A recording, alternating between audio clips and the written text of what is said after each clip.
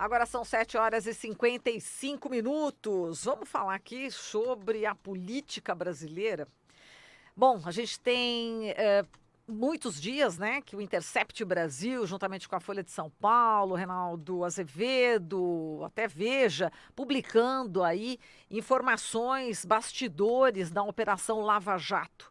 E nesta noite, tivemos exatamente a 1 minuto, meia-noite, né?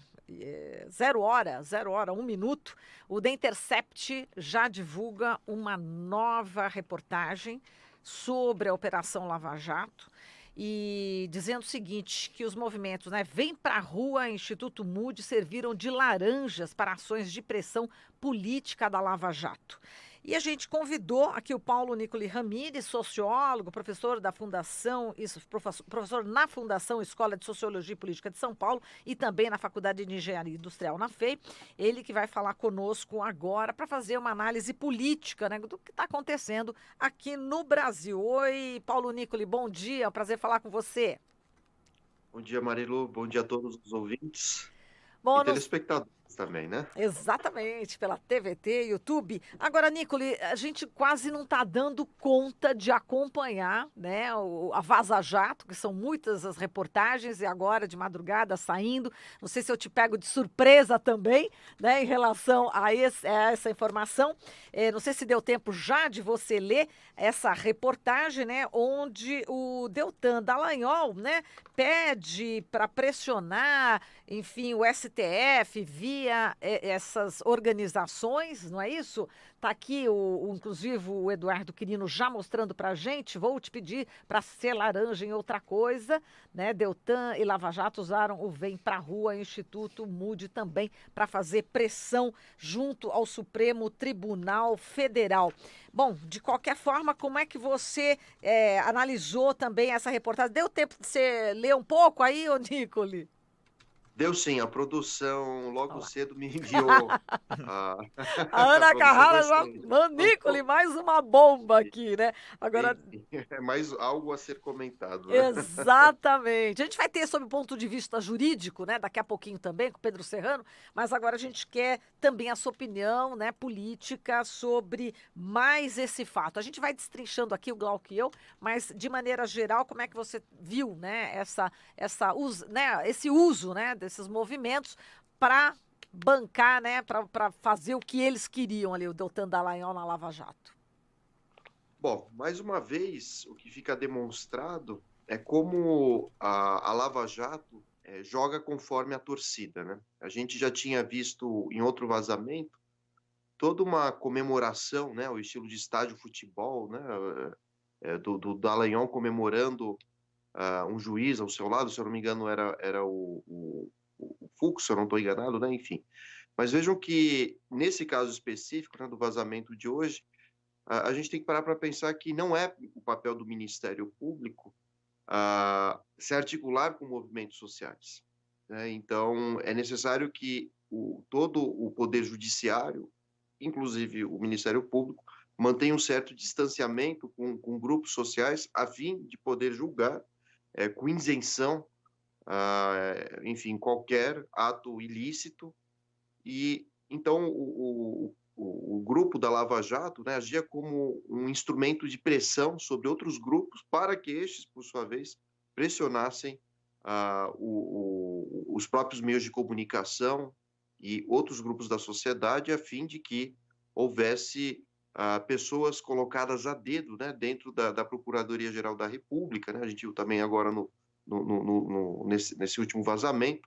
Então a ideia era ocupar postos, né, tanto no STF, na Procuradoria-Geral da República, e isso não é uma atitude republicana por parte dos juízes, né? Não há nenhum problema, né, a gente pensar que qualquer cidadão reivindique e pressione o Estado e os próprios juízes a realizarem esta ou aquela atitude. No entanto, essa postura não deve ser realizada por um membro do judiciário. Então aqui a gente começa a ver uma mistura muito explícita, né, entre interesses particulares, a intromissão desses interesses na esfera pública, e se a gente pegar os vazamentos anteriores, a gente vê que há um direcionamento político, sim, da Lava Jato, o que reforça a tese de que Lula é um preso político, né? A gente não pode esquecer que o fascismo ele não se articula apenas através do judiciário, né? Isso eu estou remetendo ao caso alemão, ao caso da Itália, no caso do nazismo e o fascismo. Mas há também todo um vínculo, né, com os meios de comunicação e também o apoio da sociedade, um apoio cego muitas vezes, tudo isso vai fortalecendo a ideia do próprio fascismo. O fascismo, então, ele não existe sem o poder judiciário, não existe sem também uma pressão da sociedade e grupos sociais sendo a favor de atitudes que muitas vezes extrapolam e atacam os direitos humanos, né? Então, esses elementos são importantes, né, porque eles são mais uma caracterização do estado de exceção que nós estamos vivendo, né? O direito hoje brasileiro, ele está, digamos assim, sob uma condição de exceção, sob suspeitas, colocando em risco as liberdades individuais. Vejam que esse tipo de argumento não é um argumento que a gente poderia chamar de esquerda, mas sim, nós estamos discutindo os elementos que constituem o direito liberal, né, que remetem a John Locke, entre outros autores liberais, né? Então, esse é o grande paradoxo que nós vivemos hoje, né? Nós temos uma elite e meios de comunicação, os grandes meios, pelo menos, né, que defendem o liberalismo, mas, ao mesmo tempo, atacam um elemento pétreo, que exatamente são as seguranças jurídicas. E à medida que o Poder Judiciário se articula com grupos que não deveriam estar relacionados com as suas tarefas, isso vai mostrando como o direito brasileiro, a jurisdição, o Poder Judiciário, para ser mais exato, acaba se intrometendo em outras esferas, isso é muito perigoso, né? É sempre fundamental que o direito mantenha uma posição, digamos assim, distante das opiniões da sociedade e do grande público. Senão, o que a gente está vendo é um direito que se volta a uma torcida antipetista, né? E isso é perigoso, como falei para vocês, para a manutenção das liberdades individuais, né? Perfeito. Nicoli, bom dia. Bom dia, Glauco. Tudo bem? Tudo certo.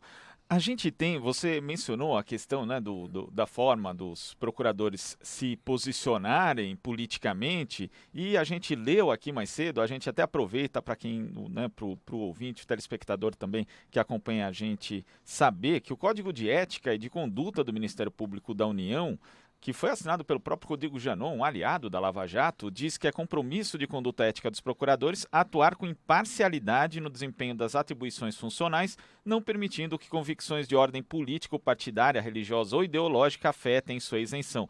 E o que essas mensagens mostram é que esse código de ética foi mesmo violado, né, Nicoli? Exatamente. A gente não pode esquecer de um verdadeiro ato falho de Dallagnol, se eu não me engano, no ano passado, quando questionado se ele tinha provas contra o presidente Lula.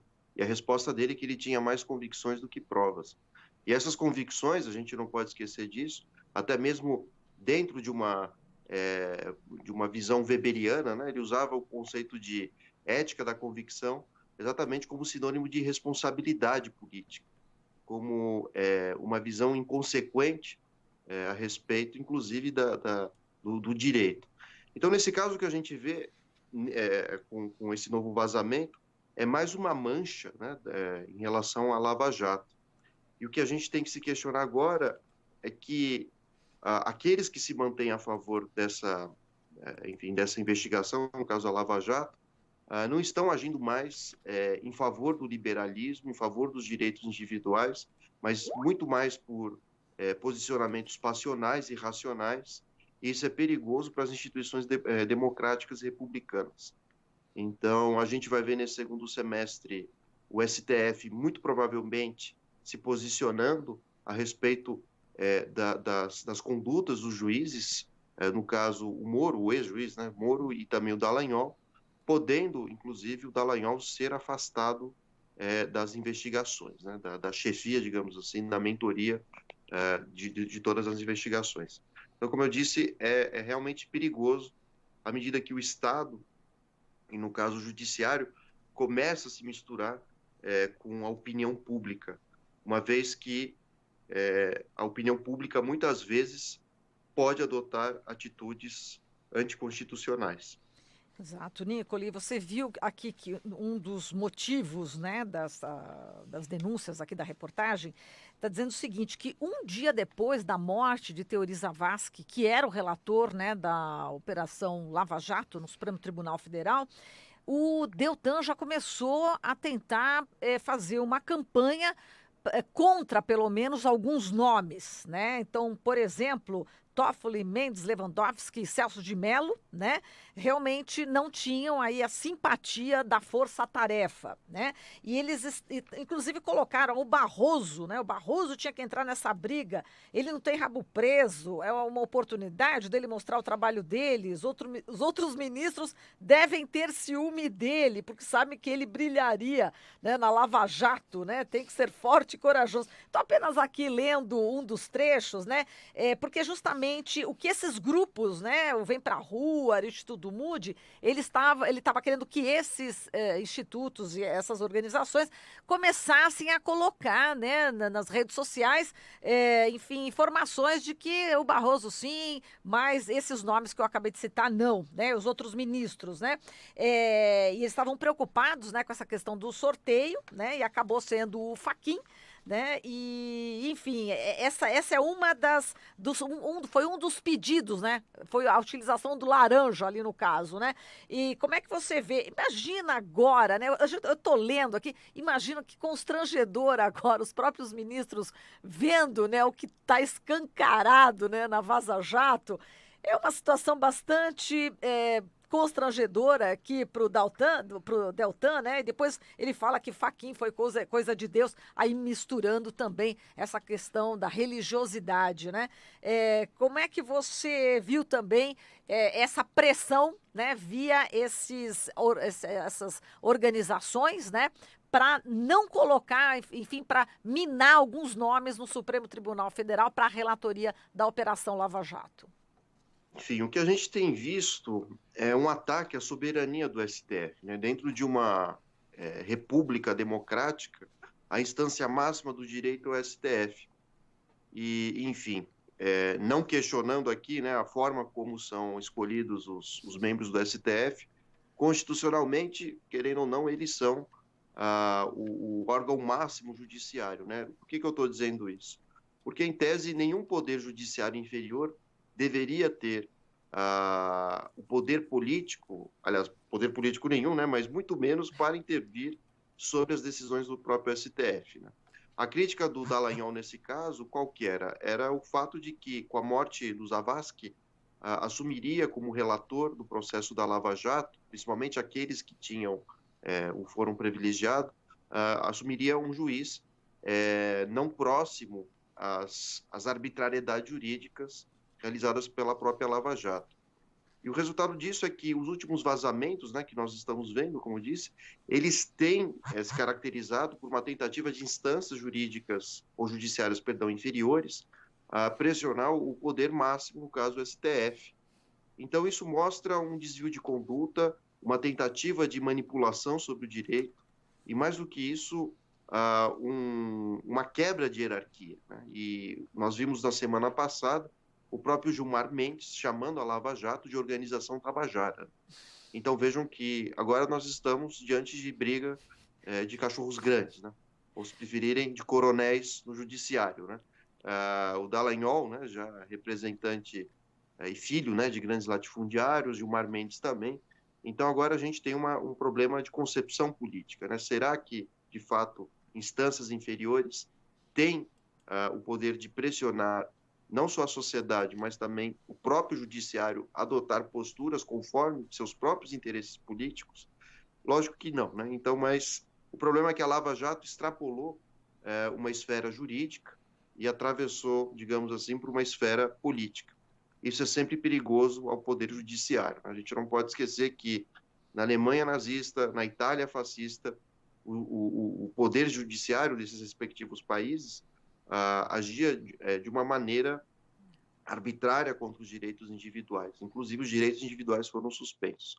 Tudo isso reforça a tese de que Lula é um prisioneiro político. Óbvio que a gente não tem que ser contra a totalidade da Lava Jato, afinal de contas, em outros casos, outros membros, né, das elites políticas, do Congresso principalmente, houve provas, né, demonstrando que houve desvio de verbas, etc. Mas no caso do Lula específico, as dúvidas imperam sobre as certezas, né?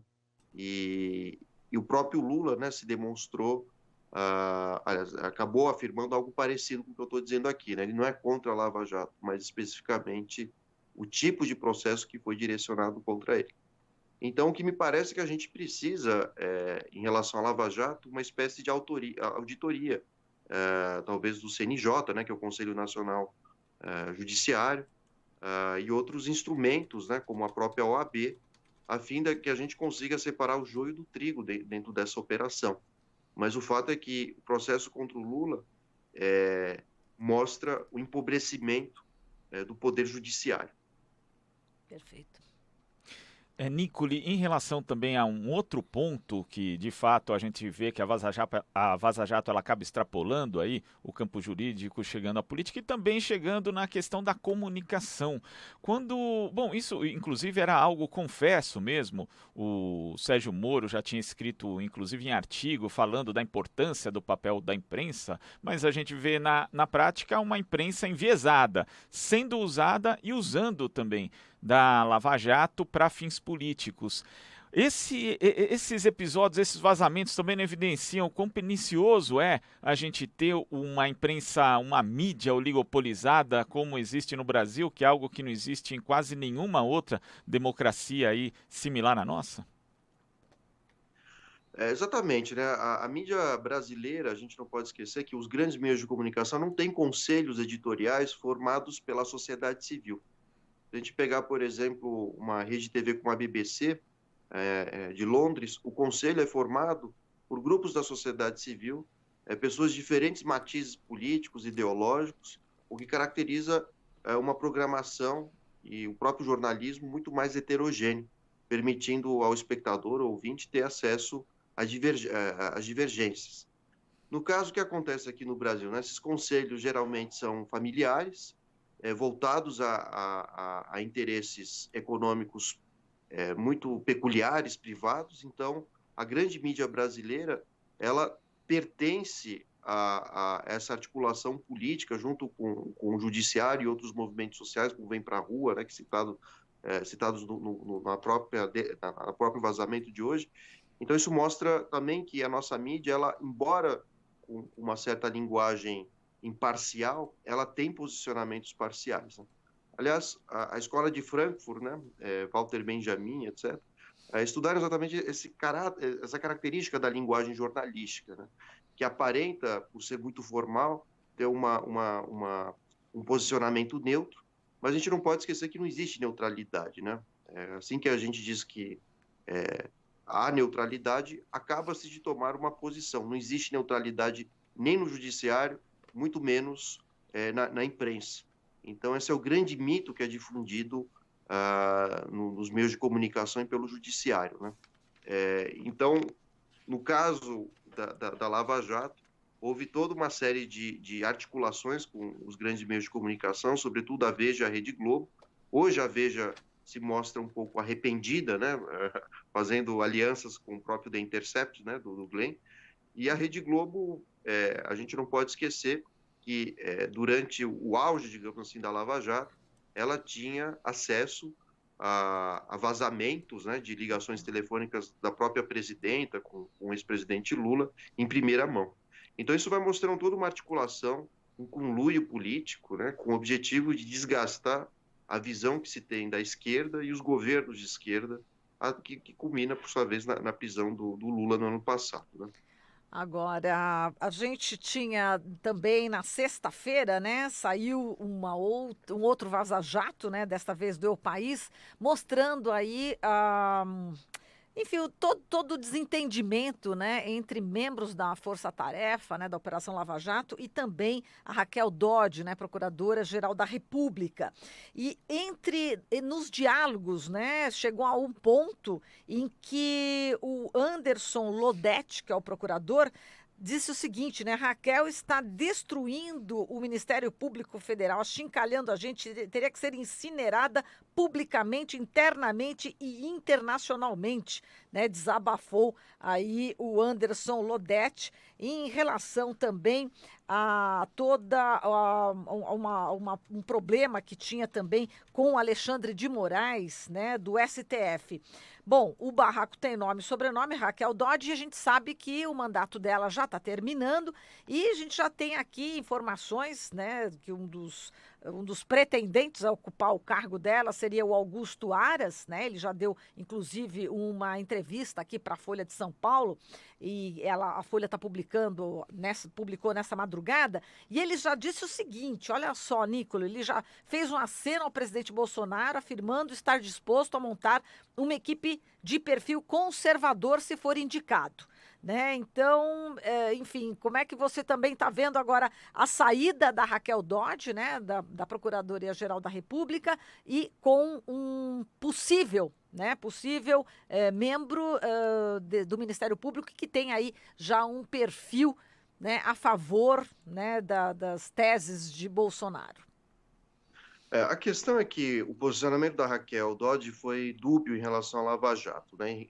Do que diz respeito a, digamos assim, os investigados pertencentes às alas de esquerda, a Raquel assinou embaixo, né, a Operação Lava Jato. No entanto, aos indivíduos mais próximos aos partidos conservadores, caso de Aécio Neves, a gente não pode esquecer que houve toda uma movimentação de Dodge a fim de arquivar os processos e desgastar a Lava Jato na ampliação, né, das investigações, que é exatamente a parte saudável, digamos assim, da Lava Jato, né? Me parece que essas investigações contra os partidos como o PMDB, PSDB, têm muito mais consistência jurídica do que as investigações mais especificamente feitas contra o presidente Lula. Então, agora o Bolsonaro tem a faca e o queijo na mão, né? A gente não pode esquecer que a escolha do Procurador-Geral da República é feita a partir de uma tríplice indicação. Durante os governos do PT, quem era escolhido era o primeiro de uma votação que era feita pelos próprios membros do Ministério Público, né? Então, o PT teve uma atitude republicana a ponto de escolher procuradores que investigaram o próprio PT, né? Então, vejam que isso, do ponto de vista democrático, republicano, foi saudável.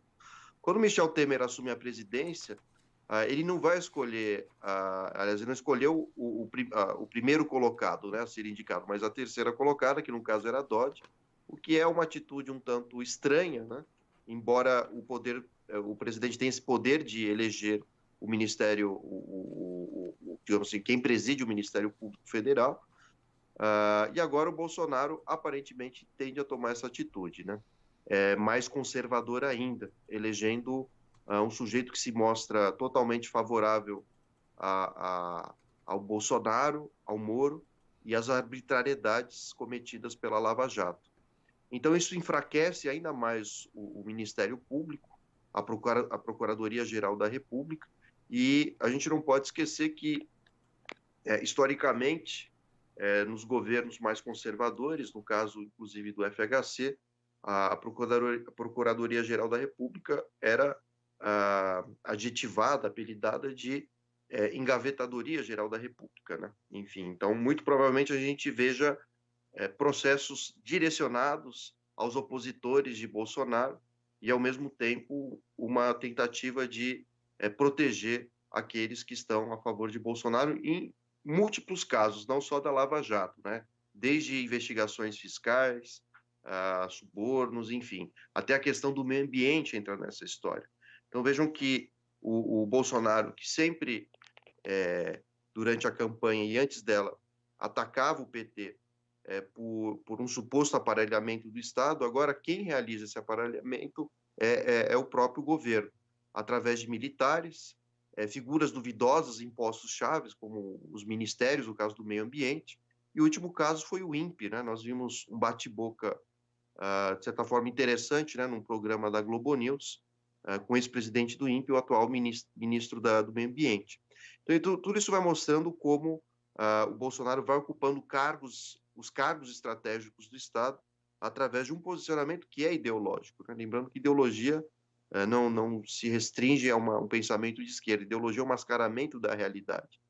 E à medida que o ministro nega dados científicos fornecidos por satélites a respeito do desmatamento, vejam que ele assume uma posição obscurantista. E essas posições, elas tendem a se difundir em outros órgãos do governo.